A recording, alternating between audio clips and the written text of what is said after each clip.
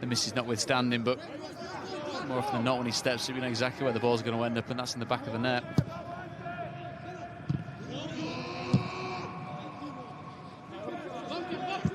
Look at that from Gervinho. How many times have you seen that? The touch and the little burst of acceleration. Kalulu trying to stay with him here. He held him up, but Parma in front.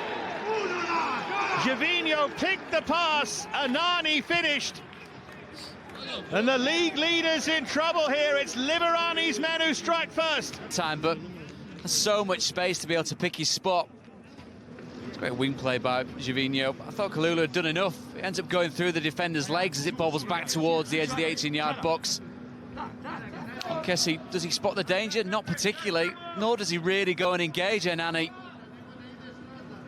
I think that's the question that is being asked. Why on earth is nobody closing down a player that's on his own on the edge of the 18-yard box? But perfect start there for Fabio Liverani. Not seeing too much of Cornelius going forward, but it's very much as part of that three that is going to operate, isn't it? With Caramo one side, Gervinho the other, doing as much as they will offensively as they will be expected to do defensively.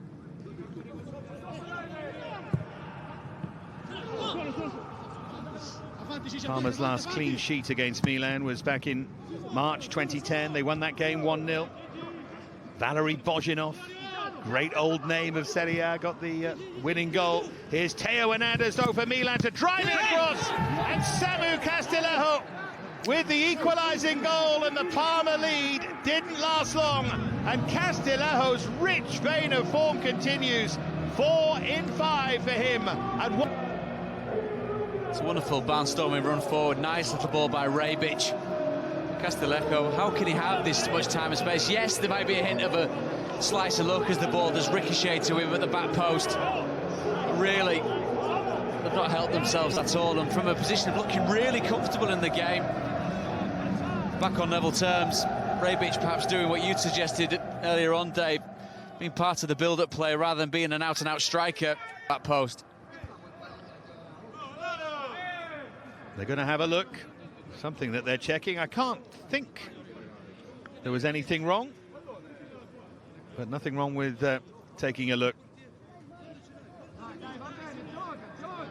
At some point, we're going to find out anyway. They'll be taking a look. Pioli looks nervous. In fact, he is going to go. He's not going to go and look. It was an offside. Goal is disallowed. Parma's lead stands. Get excited, the sun coming up, I tell you. Sandro Tonali. Cornelius taken out there by Kalulu. It's fortunate he ran away. Cautioned so far in the game. Osorio was cautioned for, wasn't a dissimilar challenge, was it? But it was more intent there, it felt like, from Kalulu. What about that for a chase from Anani? And Cornelius was there, and then arriving late, Yasmin Kurtic. Moment of high drama, and he met it so sweetly. Milan trail by 2 goals, and the miracle is on here for Parma. First half where Milan got stretched, but who on earth is tracking Kurtic? And the answer is absolutely nobody. It's a glorious cross from such a deep position. It's got to be stood up, it's got to be put in a position which is begging to be headed. That's exactly what happens.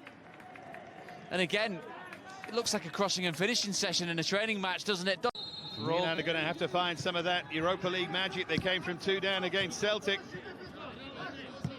Parma will try and make life difficult for them here. What a test now for Pioli's team. Of all the teams to do it, it would be his hometown club. Looking to respond straight away. Çalhanoğlu for Benacer. Rafael Leao. Pressure. What a final half hour we're going to have here. In from Çalhanoğlu!